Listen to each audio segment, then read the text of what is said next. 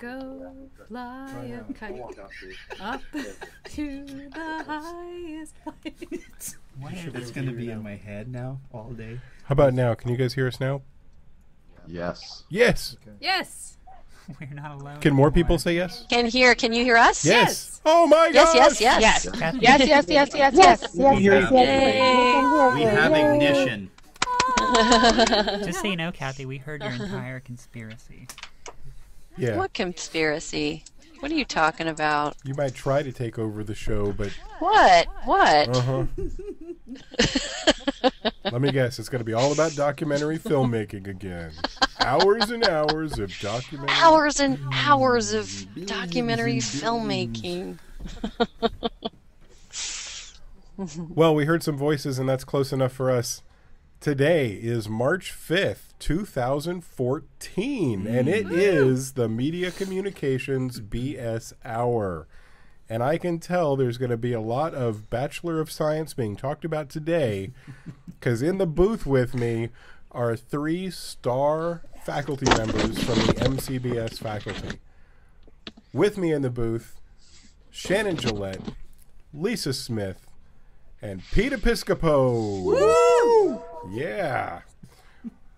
Let's go in reverse order. Ooh, what an all-star I'm cast. saying, if we had baseball cards, these would be like some of the most sought-after baseball cards for the team. All in one place. It's kind of scary. I'm scared for your safety. Well, luckily, we've got the agricultural secretary tucked away safely somewhere, so if anything happens, the government will continue to function. That's good to know. Pete, you're closest to me. How's your week been going? I know you got a new crop of kids. Yeah, we launched the on-campus graphic design and communications. It is just going so well that it's just hard getting out of there. We're having so much fun. So yeah, just came from there today, and it's great to be with everybody. Those online students really bring a lot to the overall experience, and then when the campus students get there, it really seems to blow up. I love our blended community. Mm-hmm. Lisa Smith. That's me. Hashtag Lisa is awesome. I saw it trending. I don't tweet, so... I believe you do. I think you just followed me in the last couple days. That's right. Following isn't tweeting. Okay. Tweet. I'm a lurker. I think lurking is a good thing As to do. I am around the office as well. We've all been lurking around the office lately because we've got some famous people in the office besides the faculty. No, it's okay. It's okay. I know. I can't tell you anything else about Will Smith being no. What? Shannon Gillette, I have a pretty good idea how your week's been going because we drive in a car to get to work together. But why don't you tell the rest of the world how your week's been going? Oh, I've had a fantastic week. Been having a great time with my new students, and I don't know, I can't see the chat window, guys, so I don't know if Bridget or Ivan or Arias or any of my online guys are here, but I know that my live students and I got to experience something incredible this week, and we got to have one of the brand new classrooms here at Full Sail, and I can't wait for all of you guys to get a chance to experience these. They are just a lot of fun, and I think Ivan said it best because he said, Shannon, you know, this reminds me of when I was a kid and I thought about what it would be like to be in a classroom in the future, and this is really it. And that was pretty cool. Well, we've got education taking place at Full Sail that looks a lot like the classes that were taking place on the Star Trek Enterprise. Obviously, I'm talking next gen. I think everybody knows if you're in the know. But that is the astounding faculty we have in the booth. With us always, we have an astounding array of faculty that aren't in the booth with us. And they're coming to us from all across this great land, from southern Florida to northern Florida. One of them is even in Australia right now. Oh, wait, no. I'm sorry. That was a mistake. Nope. I'm sorry. They're just at their home, not Australia. In any case, we are going to kick it off right now by jumping completely out of order into what many people consider one of the most important segments of the entire radio show. That's right, Kathy's Corner. Kathy! Hey, Yes, hey, Kathy. guys. Hey, well, you always just get me set up so nicely, Jason. I really appreciate that, but I do know that you would say that for pretty much any segment coming up. No. So, but that's okay. I'll take it. I'll take it. But it's great to be here today. As always, it's absolutely a highlight of my week. Anytime I get the opportunity to hang out with students is a highlight. I don't get to as much anymore, and as a lot of you know, I used to teach and I loved it, and I miss you guys. So that said, guess what? I've got some great news. Some of you already know. I think most of you probably already know because campus students have heard this in their classes this week. And online students, sit tight. We're getting to you, so just sit tight for a second. But we are starting our new well, let's say we have a working title for what this is going to be. And the working title is, Are You Ready? It's going to blow you away. Class on Fridays. What? Whoa, what? That's a crazy title. So that's a working title, but of course, you know, we love catchy titles and we'll come up with something even more catchy as we move along, but we just kind of need it to evolve a little bit first. So what we're doing is and a lot of this is coming out of direct hearing you guys, your students, what it is that you need, and also we were already kind of going in this direction, but it's so fantastic to hear you guys on that similar page. And so what we're going to do is starting this Friday, March 8th, I believe, is that the right date? Whatever, this Friday, March 8th, from 9 until 1, no later than 1. We may be finished before then, but we'll go as long as you need till 1. In FS4A 106, you will show up there, and this will be for any campus student. So that means that if you are in the intro class or you are in graphic design, it doesn't matter. You can all come.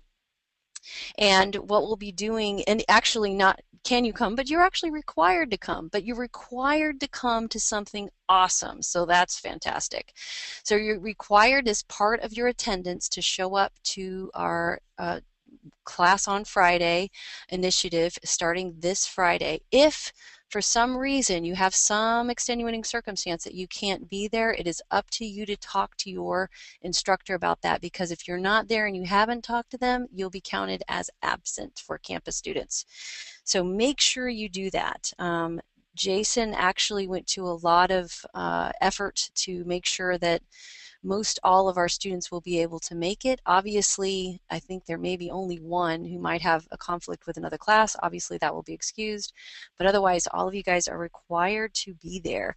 And but what are we going to be doing? I bet you're wondering. I bet they're wondering that, Jason. Do you think they're wondering that? If they're listening, they're wondering. If they're also watching TV shows, they're not wondering. I hope they're paying attention. They may be subconsciously wondering. So what we're going to be doing is you're going to be working on your course project. So that means, like, if you are in the research class and you've got a project that you want to work on, you'll get a chance to work on that in that space, but with the help and guidance of an instructor, and with the help and support of your classmates, not just in your own cohort, but other ones as well. And also, this is a great space to work on collaborating on any projects that you guys need to do that have to do with the course that you're currently in. But I want to really, really emphasize that this is also a really important space for portfolio projects. So those portfolio projects that you're working on, even when you're not in a portfolio class, I'm going to say that again. Even when you're not in a portfolio class, you'll be working on portfolio projects. So this is a time when you get to do that, when you get to brainstorm, when you get to get some ideas from an instructor, where you'll get to work with other students. And so that's another place. This is a place where you also might get some extra tech help. Maybe you just kind of like need a couple questions answered in Photoshop, and there's somebody live and in person to help you out. So there'll be that sort of thing too. But we're really excited about this. I think it's also one of the other really important purposes that it serves is community building, because it gives you guys a chance to 3 Fridays out of the month see everybody in the media communications program on campus. Now, that said, if you are an online student and you live locally, of course you're welcome to come. However, stay tuned, because in next month or very soon, we'll be announcing how we're going to blend the online and on-campus communities. So this will also be including them as well. But we're going to take it a step at a time so that we make sure we're setting down a really firm foundation. But that said, you'll be blending the community within the campus. So those campus students, no matter what class you're in, will get to see each other and get to know each other. So that'll be fantastic too. Some crazy ideas down the road will include, perhaps some kind of crazy transmedia game type stuff. It might also include other students from other programs, like we had on the radio show last week, coming in and asking for your guys to do some consulting with them. So all kinds of things might be happening, but we're going to start one step at a time. We're going to start with this month being campus students and anybody who's online local and lives local to come on in on Fridays starting from 9 at Full Sail 4A 106. And again, required for campus students for attendance. So I'm so excited about this. I will be there this Friday because it's a great chance for me to get to know you guys and for us to talk some more about what this is going to be like. So lots more details on Friday, but I just wanted to kick that off because we're really excited about this. So there you go. Look at all that cool stuff that could be going on. We have some even more great photos of student mixers too. We'll have to throw those in the mix. But anyway, we're really looking forward to seeing you guys on Friday. Anybody have any quick questions about that? No? Okay. All right. Now, part 2 of Kathy's Corner is I am super duper uber looking forward to your video submissions for the radio show. And Jason, what do you have to tell us a little more about that? Well, I know that students have been hearing about this from some of their course instructors, but I would just like to say, for the record, I am very excited to see some of these start rolling in. What you as a student would do if you want to be one of the MCBS Hour reporters is you would find a segment on your own. You don't have to contact us ahead of time. You don't need to put a plan in. All you need to do is come up with what you think is a good story and then make a story. Record it.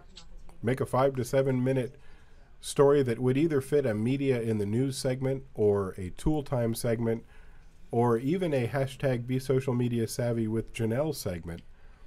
And as you submit those, we're going to review them, and the best of the best will actually show up on the radio show. Now, here's the kicker. You ready? Because here it comes.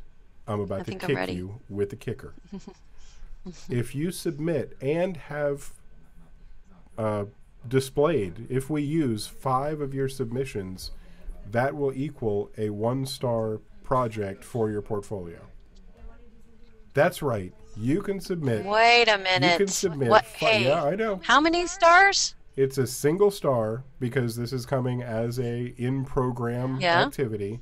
But all they have to do is come up with and have submitted, no, not only submit, but also have used 5 different segments that get used on the radio show. Now, you can probably picture what that would look like in a portfolio. You're trying to show people what you're capable of. And here you have 5 different video segments where you reported on something. And what a great way to show people what your skill set is. Jason, can you imagine if one of those videos, just one, or a segment, went viral and then became a 2 or 3 star project because it went viral? It's so the quality of it can be that good, and then it could go viral, or the topic done so well. So yeah. And we're going to benefit from that, Pete, absolutely. The fact that we can have these students submit these great stories for us, and then we've got MCBS Hour viewers tuning in just to see what our students are putting together. It's very exciting, very, very exciting. So once again, sending it to my email address if you want to send a link to your Google Dropbox, your actual Dropbox, or your Google folder that has this video, email me at jgillette@fullsail.com, JGILLETT@fullsail.com. And I am very excited to see some of these come rolling in, as I know Kathy is. She's speechless with anticipation. I am extremely excited. Great. Yeah, I am. Sorry, I was actually coughing, so I clicked my cough button there, and so I could cough. But yeah, I'm so excited about this, guys. It's really going to be interesting, and I don't know that anybody else on campus is doing anything quite like this. So you guys, again, are some amazing standouts. We're really proud of you guys. So looking forward to that. And that concludes Kathy's Corner. There it goes. Thank you very much, Kathy. Yeah, thanks, guys. Oh, it's time to get excited because we finally get to go to our Media in the News segment. Mm-hmm. That was a pretty exciting intro slide. I know there was a very newsy. And so here we are talking about Media in the News. And this is where it's so good to have other people in the booth with me. Because I never really read these articles or see what the news is about. I just kind of read the first sentence and go from there. But in the room with me, I have experts that have dug down deeply into these articles and can shed so much more light than I could on them. I am getting some very hateful glares. Not sure what's going on. At least 2 of us here watch the Oscars. Oh, thank goodness. All right. Well, speaking of which, what in the world did you guys think of the Oscars? That was just a couple days ago. Well, I don't know if I should start, because I had an odd Oscar experience, because I usually don't really pay attention to it. It's not really my thing. But this year, I was planning to go to the Oscar event on Full Sail campus, because we do a big production around it, because we have a lot of students involved in these movies. I didn't get to go because I was working actually on doing some course revisions for my aesthetics course. This is Lisa, by the way. So I stayed home and I was going to watch it live streaming on the internet. This is the first year they did the live stream. I don't know if you knew that. First year. Nope. I don't own a TV, so everything's online. Well, it didn't work. Oh. It got up through... The last thing I saw was Jared Leto. And then it was gone for the rest of the event. Never to return. Never to return. Oh. So, that was not a fantastic start to their live streaming careers. No. Oh, well. So that was So from there, I actually did follow it on Twitter, following the hashtag Full Sail Oscars to see what was going on here on campus. That was an interesting experience, but it was a little bit of a letdown.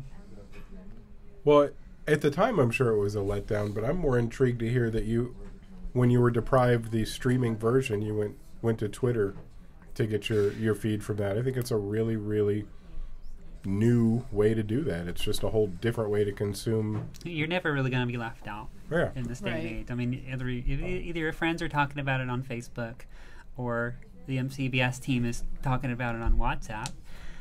There's a tie-in for later, or you can watch it live streaming when it works. I mean, we did this with the Hall of Fame. We had live streams of a lot of the events, and they worked pretty well. Apparently better than ABC. Yeah. But of course, we didn't have that many million people trying to log in. But so hopefully they'll try it again, and hopefully they'll refine that technology. That's my Oscar experience. Well, they certainly had a lot of people watching. If they were watching on TV or streaming live or at these Oscar parties, watching in groups of 10, 20, 30, 50, hundreds, a lot of people are very interested in the movies. And I had this great Facebook quote from somebody yesterday. This friend who actually works in the entertainment business but spends a lot of his time with animation and the network that he runs. I'm not going to drop any names or anything, but he runs the network. And he posted on Facebook that once a year he's reminded of how much he loves the movies. And I think that's exactly what the Oscars does. We forget that these, they're not just money-making vehicles. They're not just comic books brought to life. They're actually astounding stories told in very exciting and innovative ways. And once a year we get to celebrate that. So I love that about the Oscars. And we're allowed to say Oscars. Right, and if we're not the big show. Nobody's said anything yet. Right. So Oscars, Oscars, Oscars. I wanted to say that I thought Ellen did a phenomenal job at making the Oscars fun, and I hadn't really been able to tune into a full Oscars presentation for last couple of years, and this one I was riveted the whole time. But she was hilarious, and then so it was just with that tweet and all that. And I don't know if I'm taking hashtag Janelle's topic today with that hashtag thing. Nope, you're good. Photo. Thank you, Janelle. But that was I actually went and retweeted because I just wanted to get in on that. But it was so cool. So yeah, a lot of fun. How many times was this retweeted? We got the picture up here. Pete didn't realize it, but he was already into the next segment for us like a champ. I mean, honestly, he segued it without even knowing. His back is to the screen, and he took us directly into the slide. How many times did this thing get retweeted by now? It's in the millions, right? I know Pete's looking it up, but I do want to say I'm also not a Twitter person. And can you believe I actually logged into on my phone, which I never do, and I retweeted the photo to all 5 of the people that I follow because it was Ellen and she told me to, and she was adorable, so I did. 20 the power hours of Twitter. Ago, it was past the 2 million mark. It's got to be more than that. Yeah. The 2 million mark, though. I mean, it's a record. Nothing has been retweeted that much, but look at the people in the retweet. Look at the people in that selfie. Yeah. Actually, side note to that, Jason, Samsung, which is the phone she used for that, has offered to give up to her, I guess, her charity, however millions of dollars because of this photo that was taken with the Samsung phone too. Just a side note.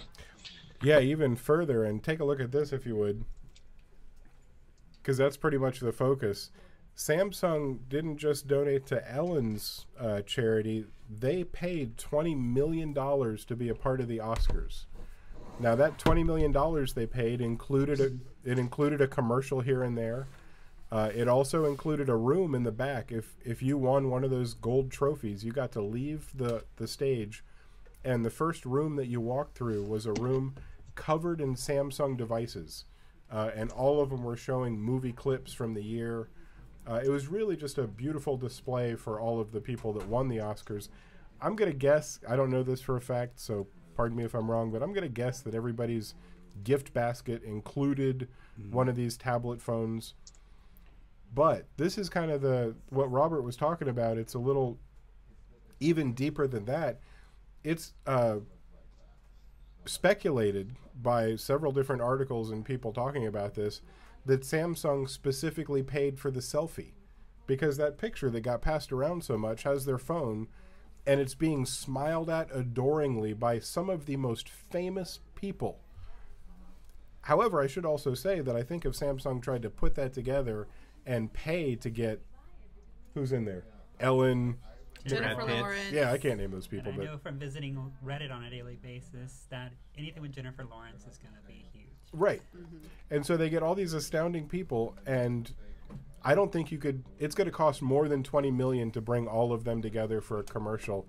But go Samsung. Way to take advantage. That's timing, and that's the viral nature of a really good idea. Well, sure is. I don't know. I don't want to take a topic that might come up later, but some evidence that this may have been planned, though, is that Ellen apparently, once she got backstage, had switched back to using her iPhone because all of her tweets are tagged with what it was sent from, the device it was sent from, and that selfie was marked as the Galaxy Note 3, and then from then on it was sent from iPhone. Oh, that's awesome. Yeah. No, that's even better. That's a great story, and it makes it seem much more plausible that she was holding that for marketing reasons. Now, mind you, I don't know why she would switch back to an iPhone. Oh, well. You are one of 12 people that wouldn't know why she would do that. I agree. There's another product in that picture that I pick up on.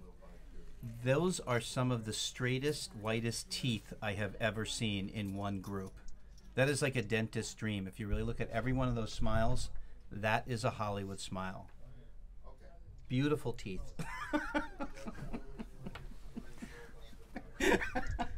Look, I'm not saying anything because I'm still looking at the teeth. I'm a little blown away. I'm still wondering what was in that croissant. I'm bringing up yeah. Really bringing out the story behind the story. Yeah, there you go. Well, those were the Oscars. And by the way, folks, you still might be hearing some background noise.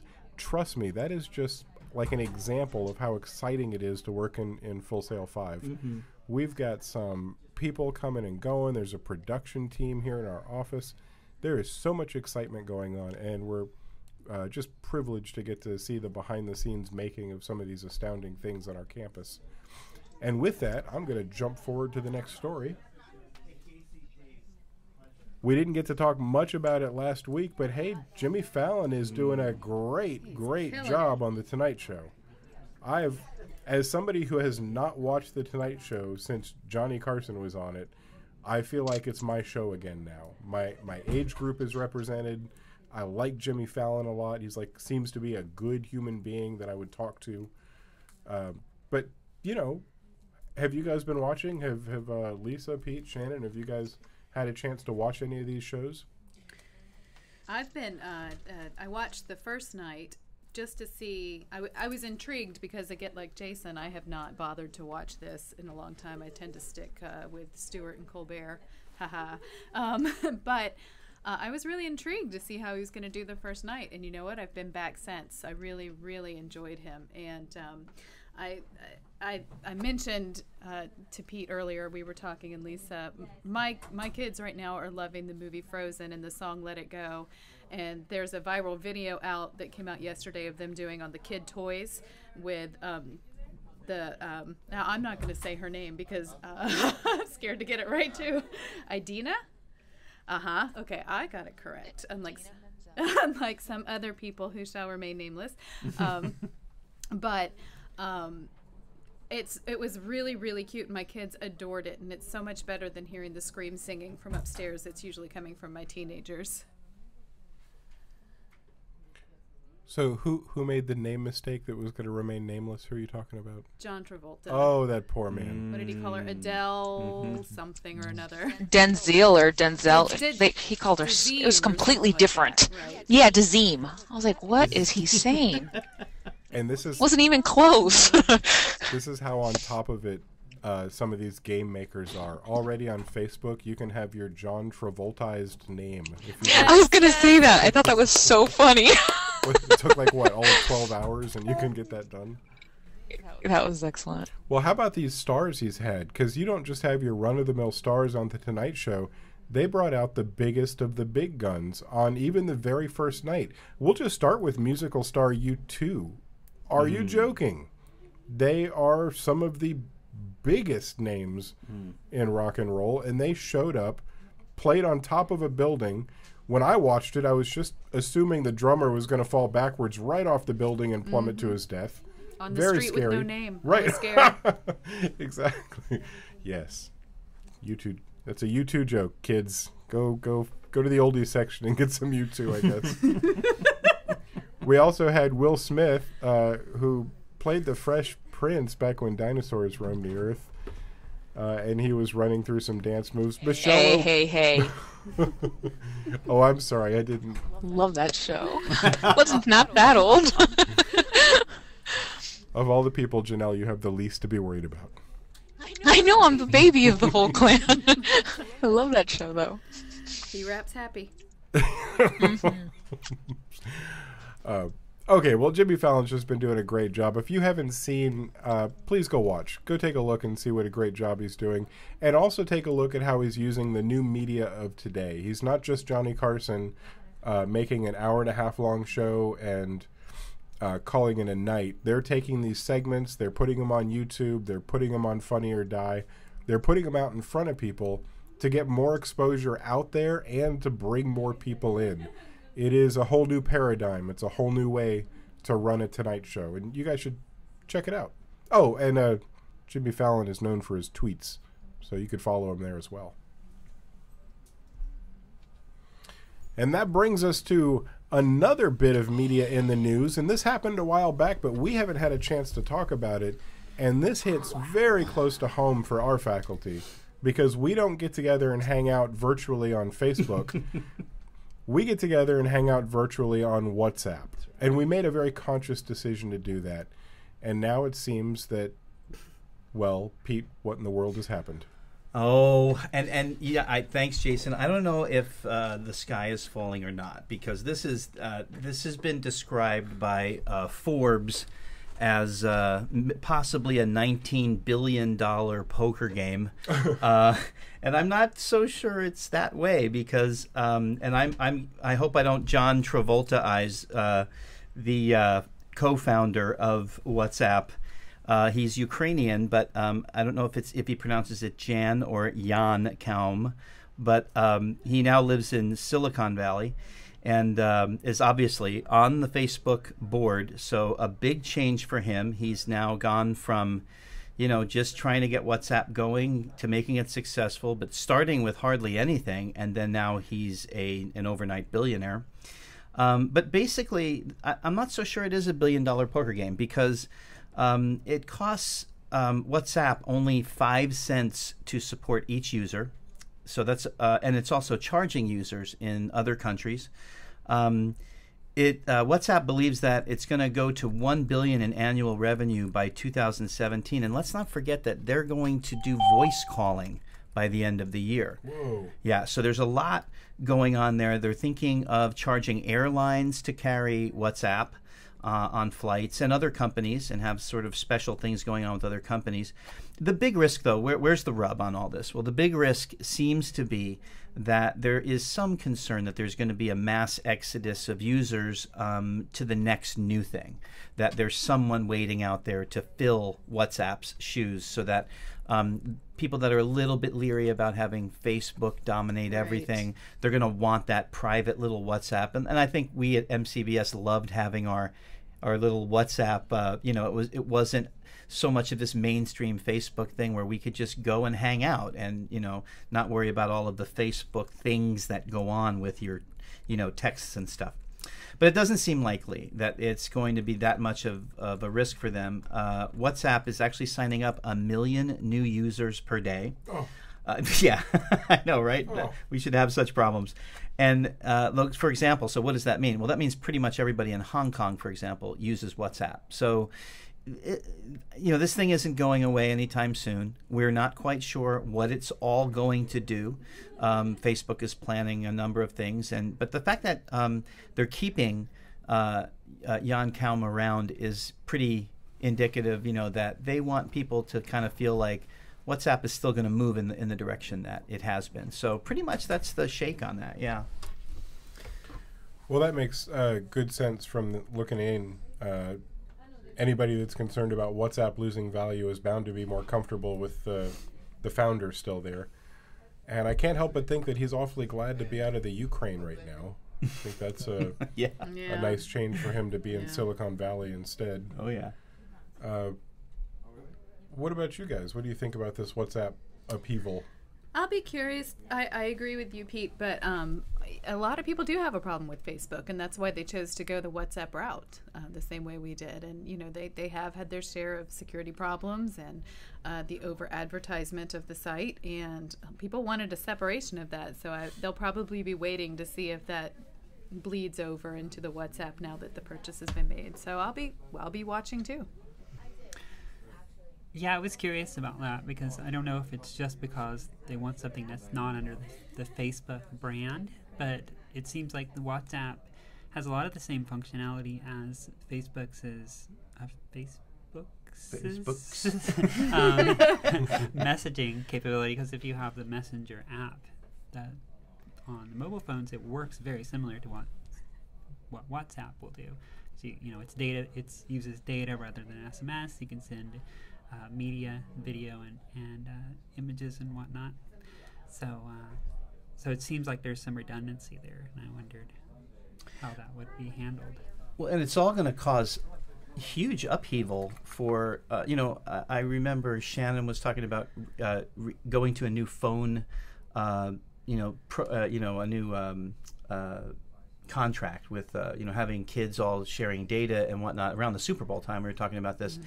And, of course, all those Super Bowl ads from T-Mobile and such has kind of forced AT&T's hand to offer cheaper data. Well, now with WhatsApp going to a voice service as well, internet phone in a sense, over their network. This is going to get interesting for phone companies too, because their market share is going to start shrinking a little bit too as this is available in a lot of places. So it could be a whole domino effect, and like you say, let's wait to see how it shakes out. But I agree with you, Shannon. I like the sort of anonymity of WhatsApp, right? And so I think they really have to be careful how they play that card. Well, we'll be here watching, won't we? Yes, right on it. Well, before we launch out of this and into our next section, I would just like to remind students of the many different segments they could submit a 5 to 7 minute video for. For instance, media in the news. I can't believe this is someone's job. Meme in the making, and even tool time and hashtag be social media savvy with Janelle. So many options to get involved in the show, and we look forward to seeing that happen. I really didn't mean to talk about it that much, but there's an out-of-place slide, and, well, what are you going to do? Jason, smooth. Not even, didn't even miss a step. Beautifully done. And that does complete Media in the News and launches us into one of our first interactive hashtag Be Social Media Savvy with Janelle. Janelle, take it away. Ooh, yay! I love my segment. Okay, so I decided to join up with one of our campus students for this one, and according to Facebook, images typically receive about 120% more engagement than text-only post, and I'm sure that you guys can all vouch for that. When you go on Facebook, it's so much more interesting actually viewing images than it is reading what people say, especially if they're paragraphs or more than one paragraph long. Sometimes I wish that Facebook had kind of a limit to that, but there's a great list that I'll post the link on our Facebook page that talks about 35 creative ways to use images on Facebook. But Corey, one of our campus students, he is going to go ahead and give us the top 5 that we picked. So go ahead, Corey, number 1. All right. I'd like to thank everyone for allowing me this opportunity, and good afternoon. I'm Corey Samster, and the first one here is go behind the scenes. So basically what Facebook is trying to say based on their statistics is obviously pictures drive engagement a lot more than the text only.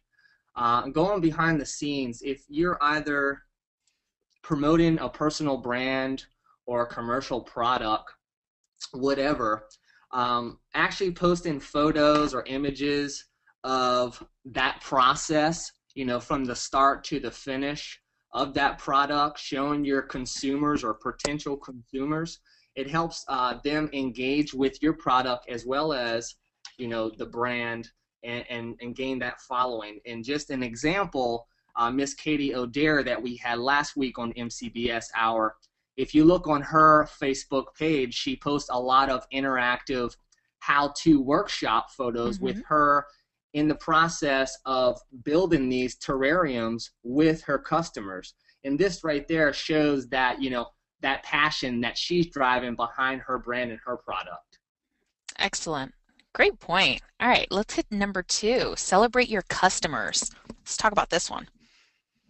Okay, so celebrating your customers. Again, whether it's a personal or it's a commercial product or brand, actually getting your customers involved with your social media interaction and participation not only shows other consumers or potential followers that you're passionate about your following and your fans, but it also that lady's friend, that lady may have 50 friends, and her friend sees her picture posted on a nationally known brand's website or so, showing her product. It makes them want to find out more about that brand and that product, and possibly even start following or purchasing those products.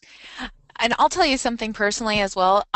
In my Zumba class that I was taking, they used to always shoot pictures of the entire class and they used to post it. And imagine tagging about 90 women per class. And it was awesome, everybody getting to see each other on it. And like he said, people post this and they'll repost it because people like to be identified with something that they love or enjoy. So this one we should probably put as the last one because I think this is one of the most important ones because this is who you're targeting. You're celebrating the people that are liking your page, that are the ones that you're engaging with. So I think that's just a brilliant idea of what to put images of as opposed to, things that are irrelevant to your business. So you made some great points there, and absolutely. Let's jump to the third one. This is show yourself doing what you love. Talk about it, Corey. Okay, so on the position of actually building your credibility, either as a small business owner, again, or advocating for someone else's products, incorporating those images of you involved in those same activities, showing that not only are you trying to sell these things or you're trying to gain following or gain exposure, but you're also involved in that entire process. The strengths and the weaknesses of say this climber. He's going to know the proper ropes and the proper equipment to use because he's shown you that he actually is involved in this, so he could offer his advice and suggestions, which essentially builds that credibility with your consumer-based customers. You know what? You're absolutely right. And it really ties into number 4, which is sharing some fun ideas. And that usually goes really well when and I obviously didn't change the picture, so that was my bad.